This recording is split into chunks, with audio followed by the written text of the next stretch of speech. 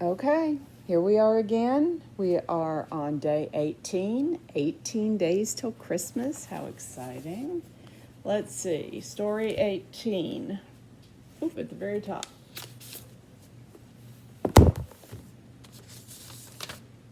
Oh, Pinocchio, a Meowy Christmas. Let's see here. Look, Father, it's snowing, Pinocchio exclaimed. The little boy gazed out the window at the twinkling village, now covered in a blanket of snow.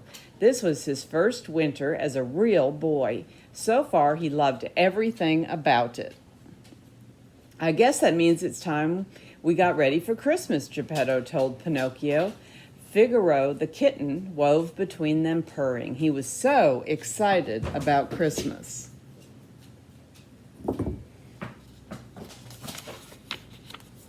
The next day, Geppetto and Pinocchio went out and bought a Christmas tree.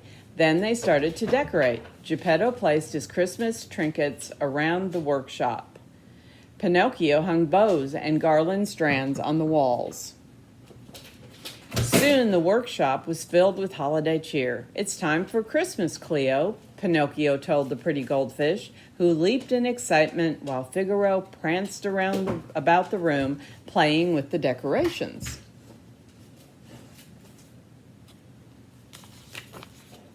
That evening, Geppetto and Pinocchio hung stockings on the fireplace. Figaro jumped at their feet. He wanted to help, too, but he couldn't reach.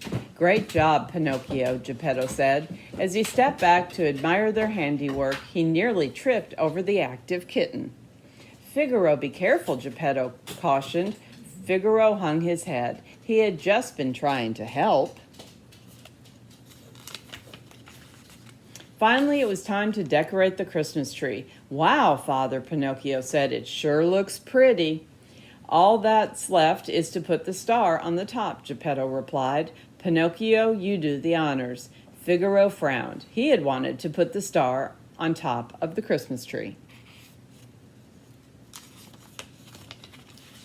With the workshop decorated, Geppetto set about making Christmas Eve supper. He wanted to share his favorite treats with his new son, stuffing, potatoes, and cranberry sauce. Soon the aromas of herbs and spices and Christmas cookies filled the air.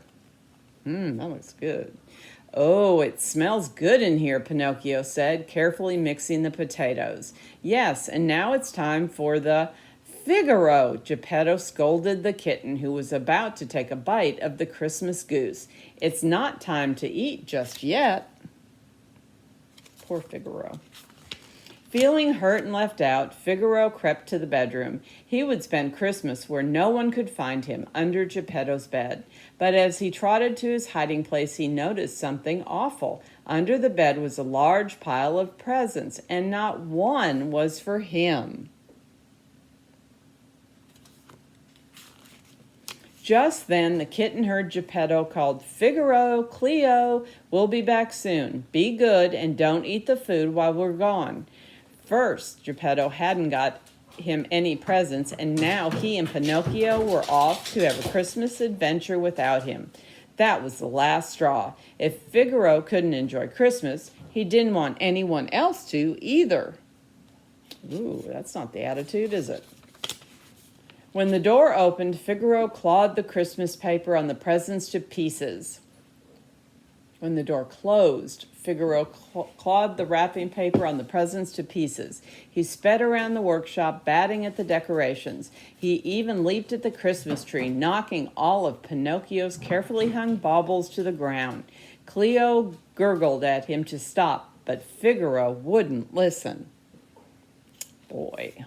Just as Figaro was about to sink his teeth into the Christmas goose, he heard the sound of someone small clearing his throat. It was Jiminy Cricket. Now listen here, Figaro, Jiminy said. The blue fairy is not too pleased by your behavior. And how will Geppetto and Pinocchio feel when they see what a mess you've made?